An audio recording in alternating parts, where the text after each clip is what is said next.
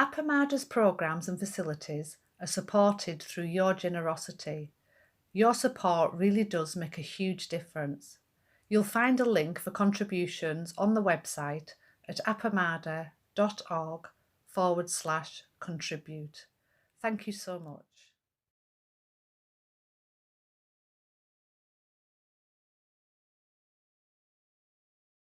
Welcome, everyone. Thank you so much for being here. I'll do a couple of introductions later on, but I want to just suggest that we sit until 10 minutes after the hour and allow time for other people to join us while we're sitting, okay?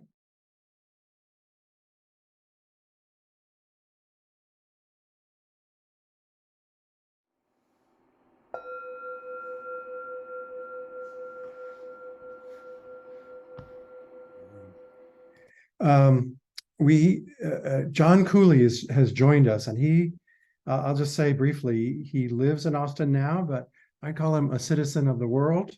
He's been a longtime friend and a Dharma mentor for me, and he'll be the person engaging with us for most of the class. But just briefly, he works as a school teacher in Austin. He has monastic training. If you haven't heard his way-seeking mind talk, you should look it up on the Appamada website. As I say, he works as a school teacher now, helping students learn how they can discover scientific and logical principles by opening their eyes and minds to the world around them.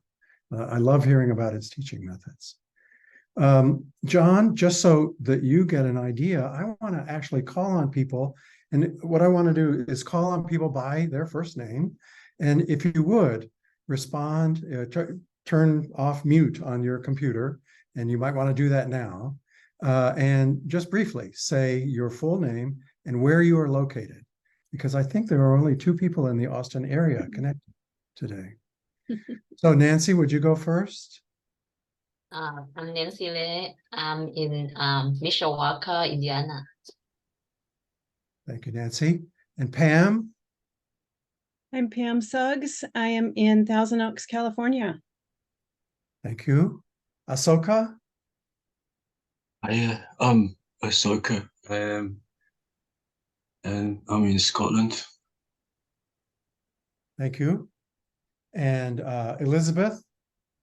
Oh my gosh, the order is changing on the rows of, after people speak, the order changes on the row that I'm looking at to keep track.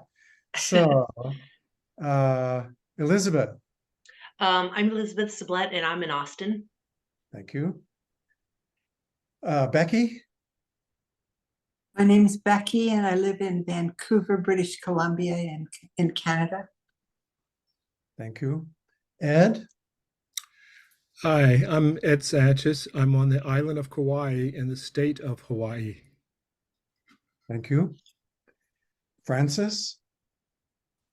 My name is Francis. I'm in Fayetteville, Arkansas, in Northwest Arkansas. Thank you. Susan Kadurka?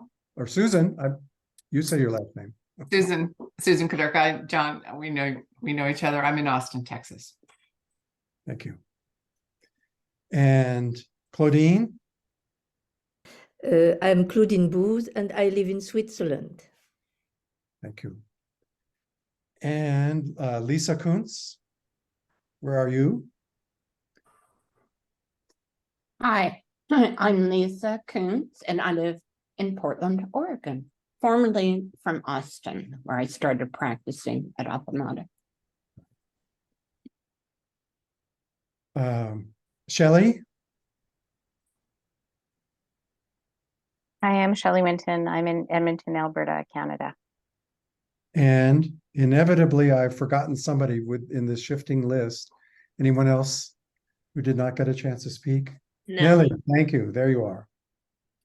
Hi, I'm Nelly. I live in Avila, near Madrid, in Spain. Thank you. Okay, well, before I introduce John any further and before he begins, I have a couple of remarks I want to make. I know from conversations that John and I have had, including a text exchange from this morning, which I didn't respond to until a few minutes ago. That he has, I'm looking forward to his presentation. But what I want to talk about is something that, we're talking about the 10th precept, and that is to not disparage the Buddha, the Dharma, and the Sangha, right? And a lot of people, I've read a number of books about this, and there's various ideas about it and various ways of presenting it. Of course, Diane Rossetto doesn't even cover it in her book. She just skips right over it. And a number of other teachers give the precepts short shrift and don't really engage with it that much. I have something in mind that just came to me this morning because I participated in an extraordinary ceremony that was organized by Robin Bradford and Laurie Winnett at Appamada. I'm here in Albuquerque. That's the trail, the East Fork of the Jemez River Trail that I was on yesterday afternoon. Very beautiful spot. But I was participating online, and there were about 25 other people online, and about a similar number in the Zendo. So quite a turnout for this ceremony. They framed the ceremony talking about the way that grief can affect our lives and about the countless sources of grief, personal, global, societal, through war and famine, through the loss of relationships and the people around us, through the loss of our own capacities, through illness and aging, and all the changes that happen to us. And they invited participants to do something that is part of the Zen funerals that I have taken part in. I don't know all of the ceremonies, of course, but the ones that I've taken part in, the person for whom the ceremony is being held, that is the person who has lost someone, is invited to directly address that person. And in this case, what they suggested was that people write their thoughts down, not as a third person narrative, but as a direct address to the person that they were most missing, or to the or the persons or those that they most felt the grief for. Write it out on a piece of paper, put that piece of paper up on a specially constructed altar. And while people were writing, Kim Mosley, who was the timekeeper this morning, rang the bell 108 times. That's very emotional for me. I had plenty of things that I was writing about about my own grief, and most of them were very personal and very, focused on my own loss. But the bell striking, it came to me that it's a kind of a shock to hear the bell struck over and over again. That it's a blow that comes out of nowhere, and it's a celebration that doesn't last long enough as the sound fades away.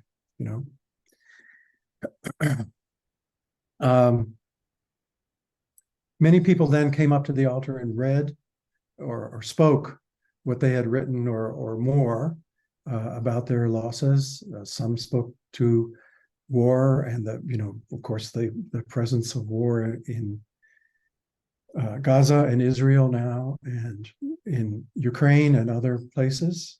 And of course, many spoke of their own personal losses that they had. And they were held in compassion by the people who were listening. And there were many tears shed, of course, as you can imagine. And then later, the participants gathered outside and burned the pieces of paper that I had written on. Well, the people online did a ceremonial disengagement with the writing that they had written, the thoughts that they had put down on paper.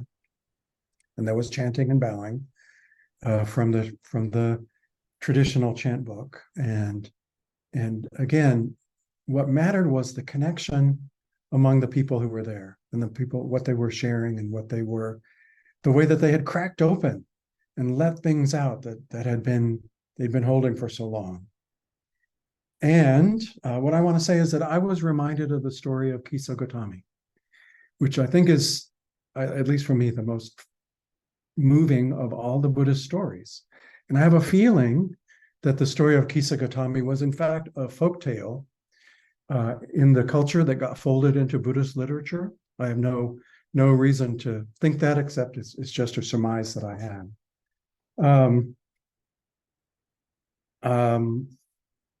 Kisa Gotami, I think from her last name that she might have been related to the Buddha, whose last name was, or whose family name was Gotama. And there were others who had the last name or the surname Gotami who had married into the family. So in some versions of the story, she was a poor woman who had married into an upper class family. Again, it might have been the Buddha's own family. In some versions, her husband's family looks down on her and does not accept her fully until she bears a son, which she eventually does. Kisa Gotami's son, a toddler, dies suddenly without explanation.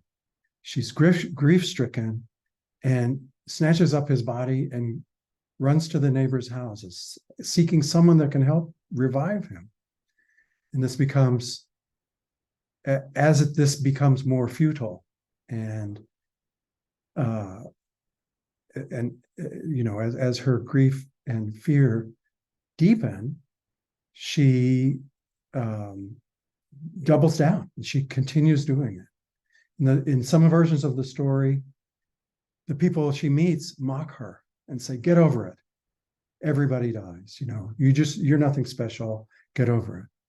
And this does not stop her. And then eventually someone directs her to the Buddha. She meets the Buddha. And in the famous story, he says, "I can revive him if you bring me a mustard seed from a house in this town where no one has experienced death." And so she goes, she's still carrying her child. She goes from door to door and she asks for a mustard seed. And she asks if anyone has died in this house. And eventually she comes back to the Buddha and she says, "I don't have any mustard seeds. Everybody has had somebody die in their house."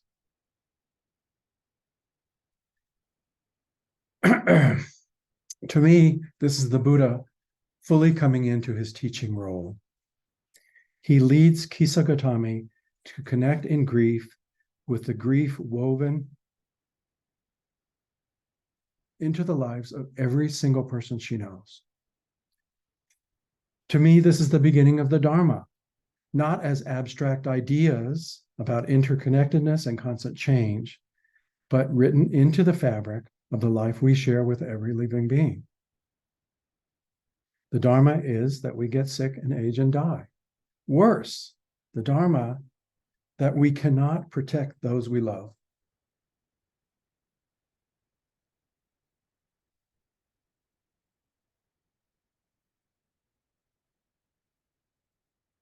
And it's the beginning of Sangha.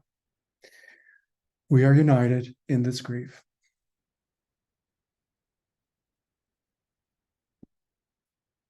So thanks for listening to that.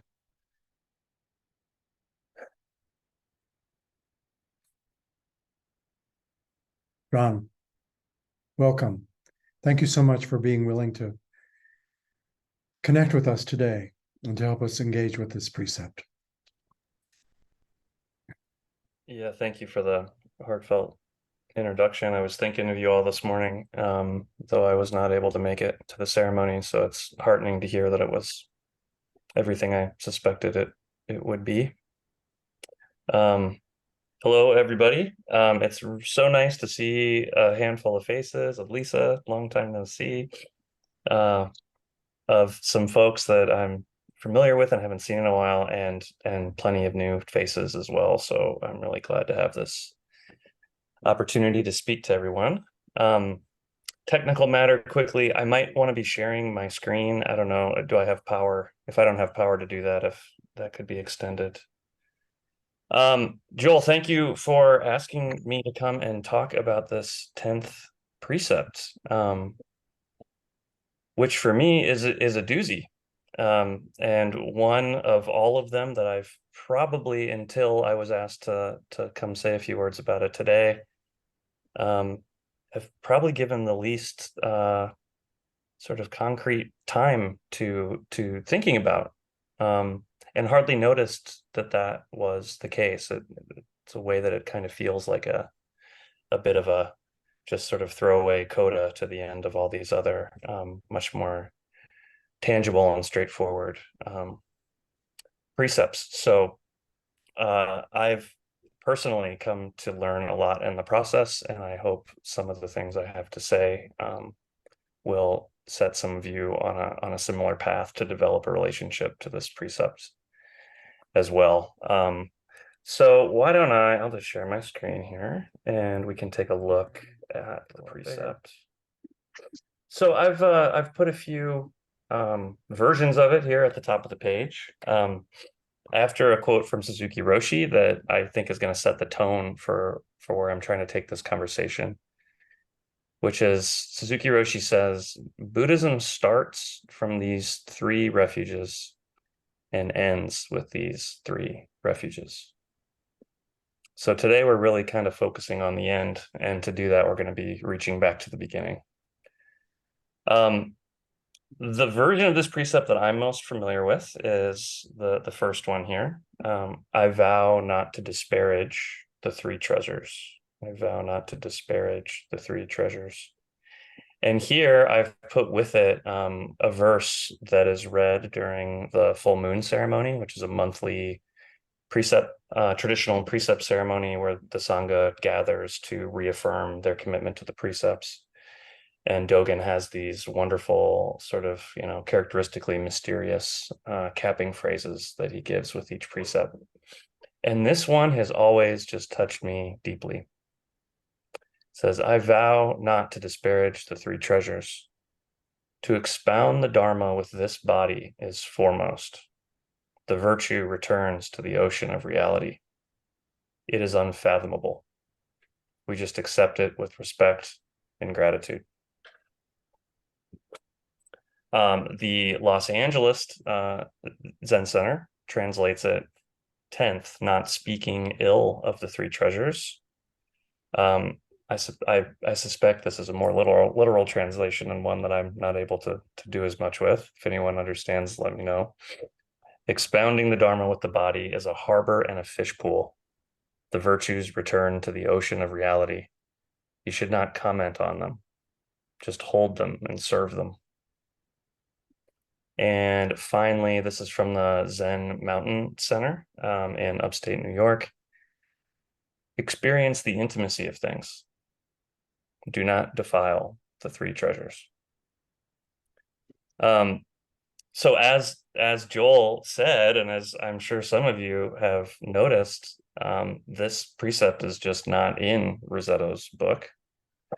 There are several other precept commentaries that I've come across that make a similar move. The precept is either left out or just kind of acknowledged in a very cursory manner. So before I say too much more about why I think that might be the case and how we might meet this, I'm curious, number one, any initial impressions of this precept? Just how does this hit you without thinking about it too much? And number two, if you have any sense or you want to put forward any ideas about why it would be the case that this precept is often kind of left aside. Go ahead and just jump right in or raise a hand. I don't know how we usually do things here. So the first thing that came to my mind when I was reading this is that it's an urging to respond to things that are challenging by criticizing them or by so it's a way of and I see this as particularly thinking about not disparaging the Sangha or just an effort to kind of avoid the natural tendency of organizations and communities to pick at one another or whatever, just to sort of engage in that. And it's an urging to sort of refrain from that and kind of accept, all of the complexities of the community or of the teachings or whatever, with just to make a decision to take them in rather than to kind of react to them. So that's how it struck me, is just to avoid reactivity. Yeah, I appreciate that. I was talking with a Dharma friend of mine last week, and they brought up a similar point. They're like, it feels like it's kind of about like benefit of the doubt, like rising up to meet the challenge of something that you can't maybe wrap your head around right now, rather than take the easy way out and just start poking and criticizing. Yeah, I agree. Ed. Aloha, John. I guess my response is more of a question. Is it perhaps not the fact that this isn't as prominently discrete a precept, because the things that are in there are items that are covered through the other precepts, maybe not explicitly, but by studying and following the other precepts, all of these things in one way or another, I believe, get touched. Yeah, I agree. We're going to take a quick look at a piece that Peg wrote on this precept a few years back, and she makes the same point. That this is kind of like a capping of to kind of reflect back onto the precepts that have come before and sort of restate them in this kind of holistic way. So I agree. That makes a lot of sense. Shelley. Kind of seems like the container. This precept is the container for all the others. And we often don't talk about the containers. I agree. Yeah, the Susuki Roshi point really points us in that direction too, right? Buddhism starts from these 3 refuges and ends with these 3 refuges. And just as a quick note, as I'm speaking today, I'm probably going to say 3 refuges, 3 treasures, 3 jewels, triple treasure, triple refuge. There's 100 names for these. They're all going to be in reference to the 3 refuges. Okay, so I thought it'd be a good idea to maybe just look at some quick definitions of disparage. Cambridge Dictionary says to criticize someone or something in a way that shows you do not respect or value him, her, or it. And Merriam-Webster, to belittle the importance or value of someone or something, to speak slightingly about someone or something. So the second wording of it here really stands out to me, because it really makes it about speech, a precept of speech, which is, I don't disagree with, but I think it's a little more broader than that. Generally, this precept is taken as one of the pure mind precepts. The last 3, I think the last 4 precepts are precepts mostly of the body. Then you have 3 that are mostly about speech. And then these final 3 are often understood to be about mind. So in this talk, I don't want to limit it to speaking ill will, but really kind of harboring this and being disparaging in even more subtle ways, possibly. So Peg, I just kind of grabbed a brief outline of her talk, which I recommend everybody reads if you haven't yet. It's posted on the precepts page on the Appamada website. And she essentially makes the point, I think this top quote really hits it. When you deny your own Buddhahood, you diminish yourself and create a crippling set of limitations that you then live by. When you deny the Buddhahood of others, you are simply failing to recognize their true nature. Right? So in this case, to disparage the Buddha would be to disparage self and others in any way. Right? And in that sense, exactly like Ed said, it's really kind of a rephrasing of this precept about disparagement that you've already looked at. Similarly, there's what she calls the obvious sense of the not disparaging the second of the 3 jewels, the Dharma, being, not to disparage the teachings themselves in a very straightforward way. But then Peg reminds us as well that the Dharma has a broader sense and means phenomena in general in Buddhist philosophy, right? And so she broadens this out as well too, to having a disparaging attitude really towards anything that you meet in your life. And third, with the Sangha. She says we are connected intimately with each other in our small Sangha, and we are connected more widely with other sitting groups around the world, with all Zen Buddhists, with our families and friends and colleagues, and in a larger way, with all beings. These relationships are not to be dismissed or disparaged. They're the very connections we need in order to survive and thrive. Yet we constantly pick and choose, defining some relationships as more important and becoming impatient or critical of others. Even every being in our lives is our teacher, and every single one is deserving of our respect and care. I found this take on this precept very straightforward and heartening. Does anyone have any questions or comments about Peg's initial take before we move on and complicate things? Great. So I'll pause occasionally, but I would really love to be as interactive as possible. So please don't hold back. Just coming off mute and jump in the conversation if you'd like to make a comment or question. So after reading Peg's, I really started thinking about, because she makes this point that Ed brought up in the last paragraph, which I haven't quoted, which is that these are kind of a restatement, right, of precepts that have come before. And I got really curious about, like, okay, well, what is it maybe about this precept that does stand on its own, right? That goes a little bit beyond a restatement. And that's what I'm going to try to share with you now, sort of what I came to find in that department. So to begin, and I don't think Rosetto, her book's in the other room, I should have it with me. I don't believe Rosetto starts the precept book with taking refuge.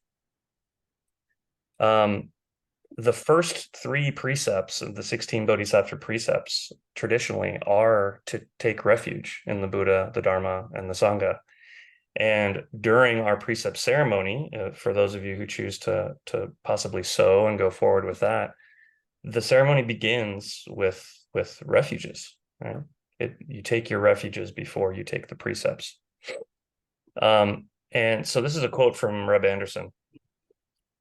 It says, "Now is a good time to remember that receiving and practicing these great precepts emerges from adoration of the triple treasure.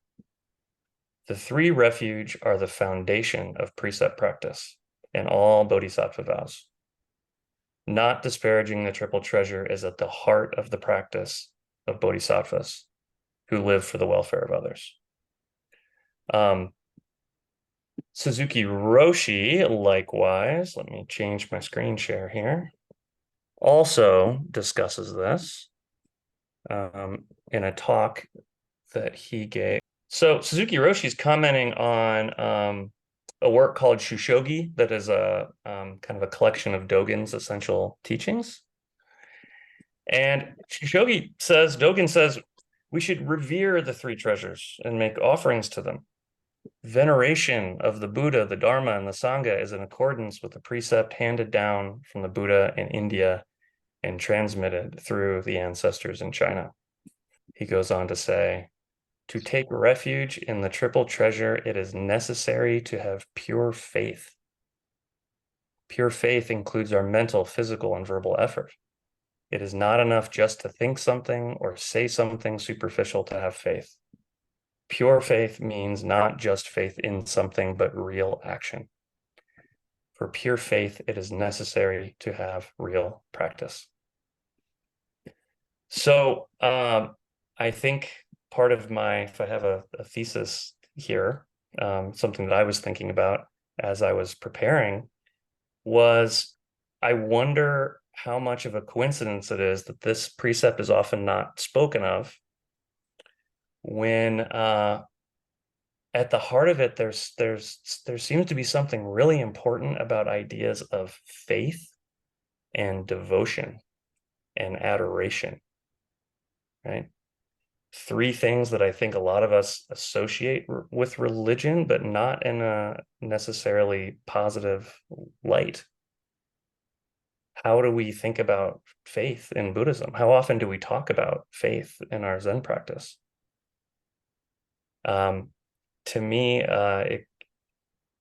these notions often bring up a lot of feelings, and they're quite difficult to address and to talk about. And yet, Dogen's teaching and Susuki Roshi's teaching that are so foundational to I think what we've received really emphasizes this deeply, that it is through this triple adoration that we become disciples of the Buddha. Shelley. I think that this first line at the top where you had it, we take refuge in Buddha because he is the great teacher, is not about adoring him as a separate. It's about becoming Buddha nature. And it is his example that we are adoring, not him. Okay. Because then we're just like, if we're giving our power away then to be Buddha nature. Okay. That's That how idea it lands for me. Giving our power away. I like that. I want to come back to that. Becky.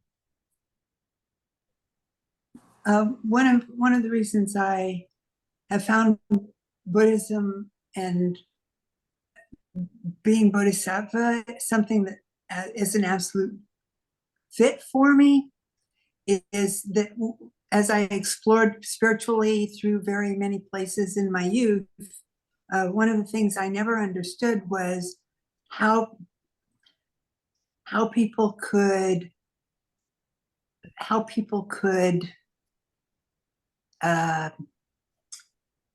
worship a God that wanted to be worshipped. And so that one just kept not fitting for me at all. And in some of the ways that things have either been understood or translated in terms of what we're working with, the idea that there is a personal level of connection that we want intervention or that kind of thing, that sometimes creeps into some of the language of what we have here. And I don't think that the way I hear and feel it isn't that. So yeah, I think that this one is absolutely basic. The precept. Yes. I think it's absolutely so, but that in some ways you have to put your toes in all the rest of them a little bit before you can really feel that. And on the other hand, the first time one experiences Sangha, really experiences it deeply in our body and heart, that then it's obvious that's basic. That's basic. So, basic as in like simple, direct, self-evidently significant. Yes. Yes. Thanks, Becky. Lisa. Okay, I have a few thoughts on this that maybe will come together as I'm talking. The first one has to do with, hold on, I need to close them, with adoration. And I think for many of us, as you suggested, it's a very loaded word, like the adoration of the Magi. And yet, looking up here from the Oxford Dictionary, adoration, the first, as a noun, the first definition's very simple: deep love and respect. And I think we tend to imbue those words, deep love and respect, we tend to add extra things to them. Mm-hmm. Because, you know, we do talk about love beyond emotion, right? Mm. Love beyond, I mean, that's years ago when I first came to Appamada, I copied, it was a heart shape, and it was love beyond emotion. It's like the consistency, it's devotion in a way. It's not love based on emotion. It's not like romantic love. It's a kind of love that we experience actually in Sangha when we meet each other with compassion. It's a whole different aspect of love that can be expressed, you know, with our body, with not turning away, with meeting others, and also in the case of the adoration of the Buddha, it's a kind of respect. I don't think, I mean, I have to wonder about the translation of this. And, you know, I don't know whether I think the word adoration is tainted in our society. Because the reality is that we're already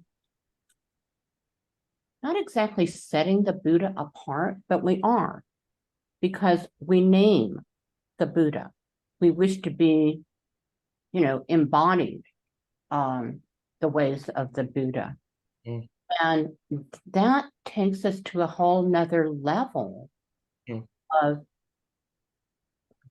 an orientation. To me, the adoration is an orientation. It's not, I don't know. What about when we do our vows? We're surrendering, you know? This adoration is letting go of, I think, some of our egotistic beliefs, our separateness. I don't know, I could go on, but that's kind of the way I took off on it. Takes us to a new place. That's very resonant for me, Lisa. And I think to me, this precept is very much wrapped up in sincerity, in giving rise to respect and expressions of love, and in doing so, becoming like, who is the one who loves, you know, who is the one that is capable of adoration in maybe a healthy way that doesn't come with all that baggage, right? And so we started this conversation, Susan, you know, reading that precept and saying, like, I think it's about kind of this, like, I'll paraphrase, there's kind of a benefit of the doubt piece in here, right?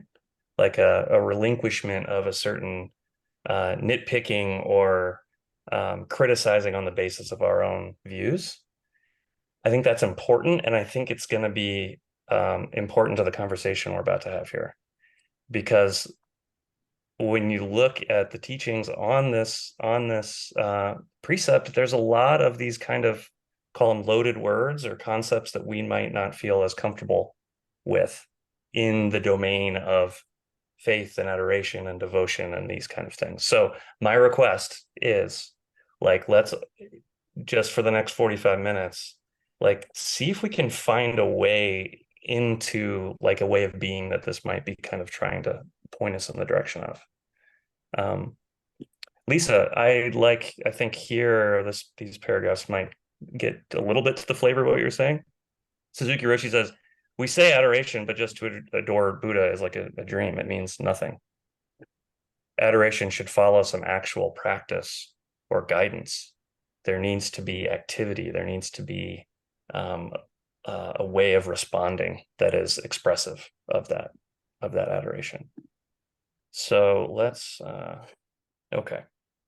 So what this does is, I think it essentially takes us back to the beginning, which is the 3 refuges. Because I think the teachings on this precept are essentially boil down to taking refuge is essential. It is the foundation from which precept practice flows. And to be in a place where one is disparaging the triple treasure is to be in a place where you are kind of cut off from that refuge. And in being cut off from that refuge, cut off from the foundation and like the real movement of this practice. Okay. So before we get back to this precept, I want to talk about just the three treasures a little bit. The three treasures there are many ways of understanding them. There are many levels, from very conventional understandings of what Buddha, Dharma, Sangha are to very religious and cosmic understandings of what they are. The essence, though, is that they're all just one thing, and we are turning this jewel of ways that we can relate to these three treasures. So I just wanted to offer a few ways that some teachers that some of us are familiar with have talked about them. So Okamura Roshi says, when we take refuge in the three treasures, Buddha, Dharma, Sangha, the Buddha is the one who awakened to reality. The Dharma is reality itself, the way things truly are. The Sangha are the people who aspire to study and living in accord with the teachings of the reality of all beings. Dogen keeps it real simple. We take refuge in the Buddha because he's the great teacher. We take refuge in the Dharma because it is good medicine. And we take refuge in the Sangha because it is an excellent friend. Susuki Roshi talks about three interpretations of the three treasures and the sort of oneness of the three, if you want to look into that. There's Genzo Sambo, which is the manifested three treasures. The Itai Sambo, which is one body, three treasures. This is a very philosophical way of thinking of the three treasures. And Juji Sambo, which is the cultural three treasures, which just boils down to like, well, the Sangha is the people who go to the temple, and the Dharma are the books that are there, and the Buddha is the statue on the altar. It covers this wide range from very concrete to deeply religious. I was gonna look at another paper. I can maybe put a link after the class. A teacher who I really respect, Kokyo Henkel, has an excellent document that he made that really kind of lines up many of these varied ways that the three treasures are thought of. It's worth taking a look. So Reb Anderson says, when I take refuge in Buddha, I don't take refuge in my good points or my skillful behavior. And of course, I don't take refuge in my shortcomings. I take refuge in me being me. That is my indestructible virtue, which never is lost except by me forgetting it or not facing up to it. To take refuge means to give up running away from home. It means to recognize my responsibility to live in accord with my Buddhahood. Okay. And he then talks about Dogen and Dogen's take on this.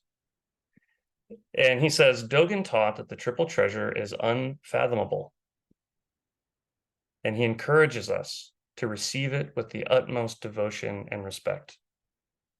Caring for the triple treasure means to have the utmost respect and devotion for all living beings. One who truly receives these Bodhisattva precepts feels profound gratitude for the opportunity to meet, receive, study, and practice these sublime teachings. The devoted practitioner of these precepts inevitably comes to treasure them as the most valuable resources of the wonderful work of benefiting beings. So those are just a few views of what the function of this like initial taking refuge, how it's the foundation of these precepts. And now we'll get back to not disparaging and think about some we'll go back to Reb for some ideas on this. So Reb Anderson, for those who don't know, is a contemporary Zen teacher. He's a student of Susuki Roshi and a head teacher out at San Francisco Zen Center, who I've had the great fortune to do some study with. So he says, let's see, the original Chinese character translated here as disparage could also be translated as slander, dishonor, revile, or censor. Our self-centered human thought is inexorably predisposed to censor, expurgate, distort, and disparage reality. Our self-centered perceptions naturally limit and lessen the vast interconnected complexity of reality. Any speech or action that limits, obstructs, or reduces in esteem the wondrous grandeur of the infinite triple treasure goes against the spirit of this precept. Okay. So to kind of get to where Reb wants to take us next, and what I'd like to spend some time reflecting on before we maybe kind of break up into some small groups and discuss a little bit, is a teaching, an idea that's very central in the Soto Zen world called Kano Doko. And that is translated something like mystical communion, spiritual resonance, inconceivable communication. And in the context of the three treasures, Dogen says, the act of taking refuge in Buddha, Dharma, Sangha is achieved through mystical communion. Whether you are in a Deva realm, let's say like a God realm, human realm, hell realm, hungry ghost realm, or animal realm, when you have mystical communion with Buddha, Dharma, and Sangha, you invariably take refuge in them. Right? So this is where I'm asking folks to keep an open mind, right? Because right at the core of this is some kind of mystical communication is the proposition here. And what that could mean for our lives and our practice is what I hope we can get into here. Here's Reb talking about this idea of Kano Doko as well. The meaning of saying I take refuge in Buddha is not the words, but it responds to our devotion in saying these words. If our devotion is total, if we give our whole lives to being awake, then there will be a complete response. Awakening will be realized. If we devote our entire lives to the Dharma, then the teachings of awakening will come alive.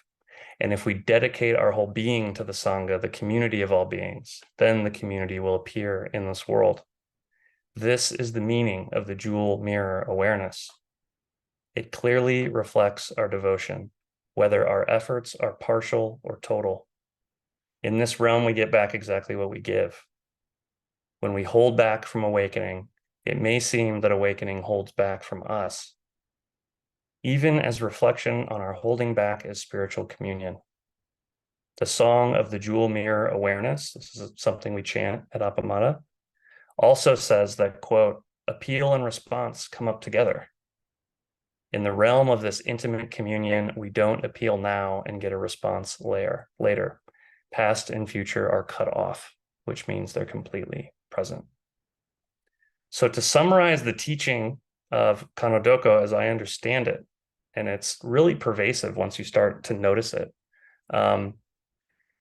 it's essentially that the Buddha, Dharma, Sangha, that which is beyond our small conception of ourselves, responds immediately to the degree of sincerity and devotion we bring to the acts of our lives. So, for example, Reb's teaching about Zazen is that it's the sincerity, it's the expression of great sincerity and great devotion that calls the Buddhas and Bodhisattvas to rise up and carry us along this path of awakening. And just to give you a few examples of where we see this, there's a wonderful, another sutra we chant called the Ehe Koso Hotsuganmon, which I thought we might chant at the end of class today. The Heart Sutra itself, if you pay attention to the details, says, for example, with nothing to attain, the Bodhisattva relies on Prajnaparamita, and thus the mind is without hindrance. Prajnaparamita ends up being this mantra that we chant, right? There's a dimension of this that is beyond like analytically understanding emptiness. It is calling forth this great mantra. It is relying upon Prajnaparamita. The hymn to the perfection of wisdom that we chant every day, it's an homage to the perfection of wisdom, the lovely, the holy. The perfection of wisdom gives light. I don't do light. I don't do perfection of wisdom. I'm not so smart that I get perfection of wisdom. Prajnaparamita, this personified deity, right, is called upon to like come to us, help us. Susuki Roshi, when asked, well, what does it mean when we offer incense? He just said it's asking the Buddha to come. Likewise, the jewel mirror samadhi, this text I referred to a second ago, famously says the meaning is not in the words, yet it responds to the inquiring impulse. This is a poem about like this immediacy of request and response, right? Here's Dogen Reb talking about it again in the context of Zazen. He says, Zazen practice is selfless. Its meaning, the enlightenment and liberation of all living beings, is not brought forth by the power of personal effort and is not brought forth by the power of some other. We can't do it by ourselves, and nobody else can do it for us. The meaning is realized interactively in the context of our wholehearted effort. As the Jewel Mirror Samadhi says, the inquiry and response come up together. The meaning arises at the same moment as our devotion to the ceremony. So I'm not going to read all these, but again and again and again, the instruction from these teachers is about wholeheartedness. It's about sincerity. It's about devotion. And it's about some kind of faith in giving oneself in that way, that there will be a response, that you will be supported, that you will be met. I would like to hear impressions. Yeah, Lisa. So all of our chants, all of our studies, lead towards our practice being an embodied practice. All those words lead toward an embodied practice. Okay. Our practice is, to some extent, experiential. Mm-hmm. All of the academic, studies and writings and history, it really, they add depth, they add embellishments, but they all lead to the same thing. What we aspire to is an embodied practice.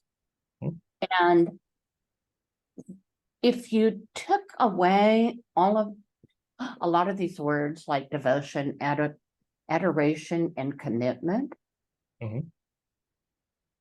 once again, it'd be really interesting.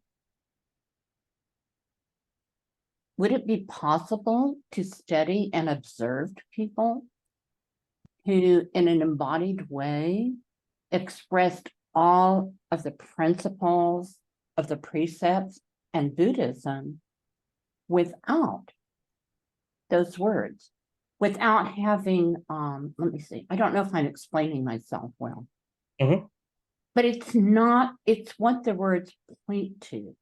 Sure. Well, embodied practice could also point to the words or chants that we try to internalize. Does that make any sense? They're so deeply interactive and integrated. At some point, they become self-fulfilling, self-acting. I mean, that's what we're after, really. It becomes a habitual way of being in the world. But it develops from having a greater embodied understanding at different levels. That's all I want to say. But to me, there's really a lot there. There's There's a ton there. I agree with you completely. I think I left it out of my little list of quotes here, but Susuki Roshi, a little bit further down from what we read a minute ago, makes it very clear. He's like the actualization of these precepts is in the body of a practitioner. You know, words, and then at the end of the day, it's in the body. And so what I'm hoping we get to and really are reflecting on when we're thinking about this precept is like exactly that. So like what is it to embody, enact, express whatever it is that these teachings around wholeheartedness and devotion and commitment are pointing to? You know, it's fairly easy, I think, when I'm studying the precept of being truthful, right? It's pretty concrete, like what I'm looking for and how to work with that and how to be more forthcoming and truthful in my life. I think it's trickier, at least for me, to really wrap my head around what is this pointing to in this concrete embodied form. And I hope that's what we're all thinking about today. Yeah, well, it ends that we're in an embodied process, an embodied, ever-changing process. And, you know, it's like what we're doing right now that makes the process, it actualizes it. Wow. Oh. Okay, thank you. Thanks, Lisa. Shelley. I just want to name that as you were going through the quotes, I could just really hear Flint in my head saying, how simple are you willing to let this be?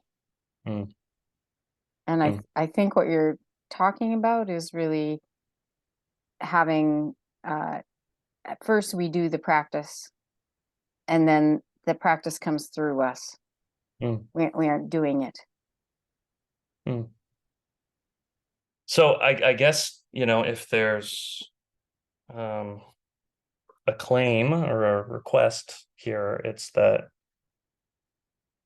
we consider this precept in the light of like what it means to be wholehearted, what it means to hold something with respect and love. And I think to disparage, it could really just be defined as anything that undermines that kind of open, loving, respectful relationship.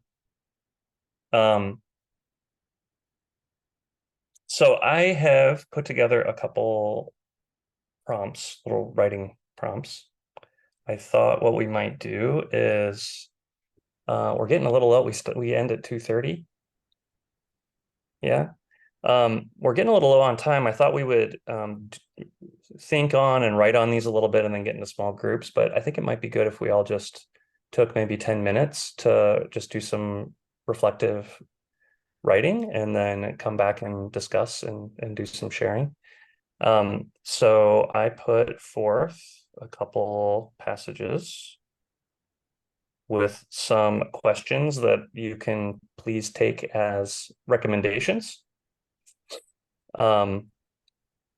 And do as much, you know, you can think about the first one or the second one or both.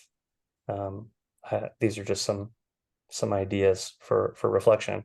And I chose what to me are some of the stickier dimensions of this, right? This kind of mystical communion stuff and this idea of refuge being like inextricably kind of wound up in an idea of faith.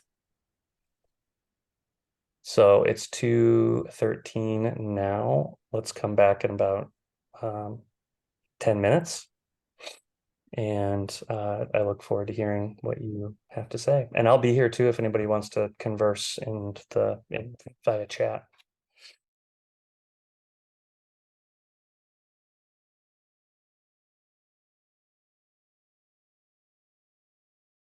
All right. Maybe find a natural stopping or pausing place. So I was thinking about number one, and Shelley, what you said earlier really resonated with me. Flint's teaching that I've heard many times as well of like, how simple can you let this be? I think that might just be another way to say this. right? Like when I can't just let it be, it's usually some part of me thinks that it's me that has to take care of everything. I've got to calculate my next move. I've got to hold my body in a better posture. I've got to go down my checklist of what I'm going to be teaching that day, right? There's something about unsettledness being related to a lack of confidence that like my life will be fine if I just drop it, you know? And so like real, like shikantaza, real just sitting to me is a potent expression of faith and all of its simplicity. I'd love to hear from anyone else. Marla.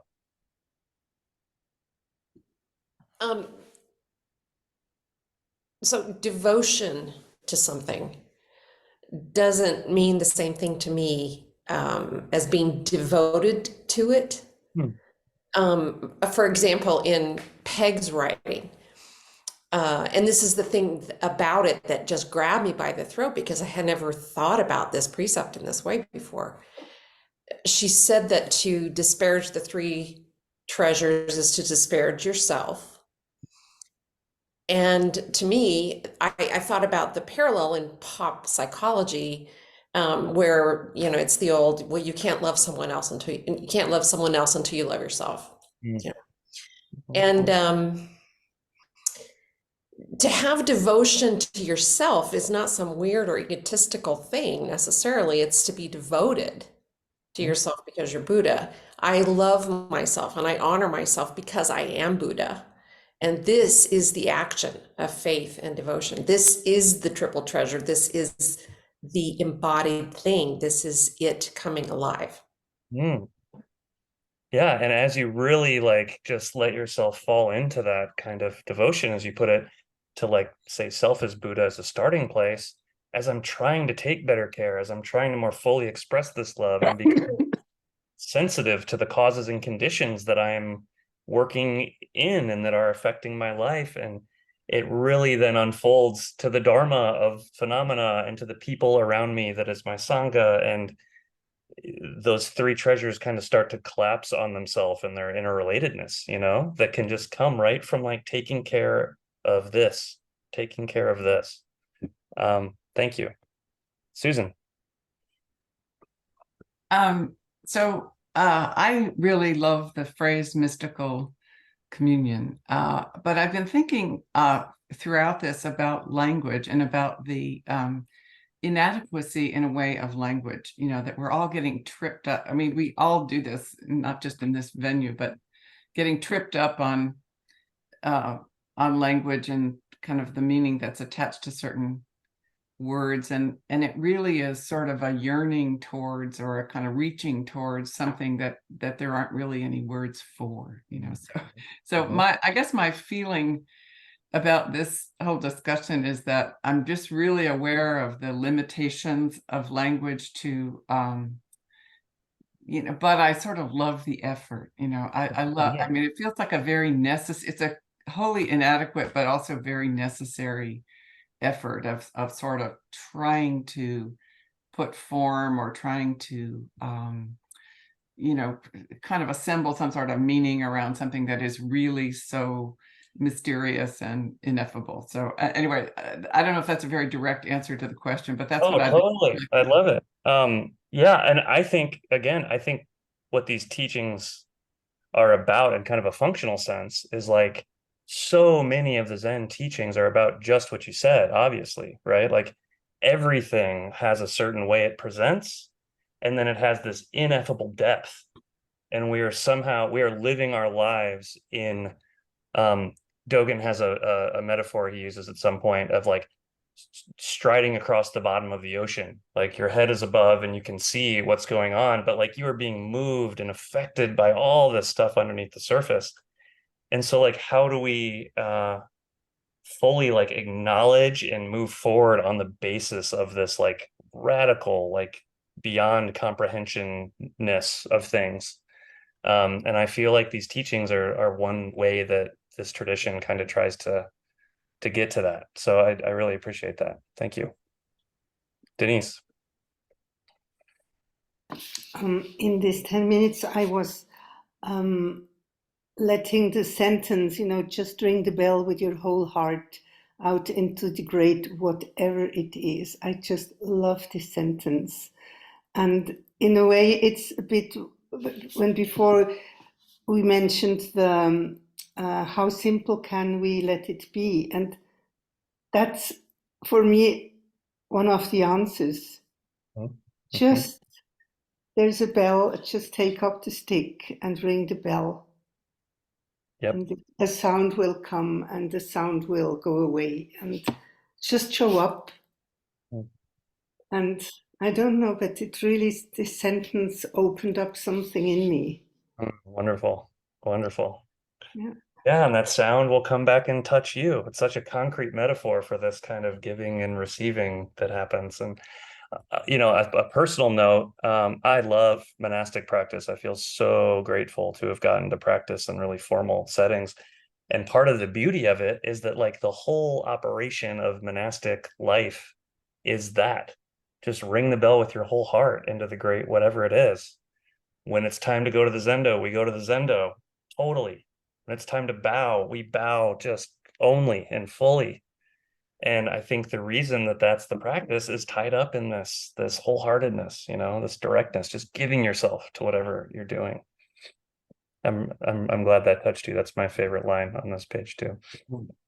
Lisa, so just pause real quick. It is 2:30. I want to respect everybody's time.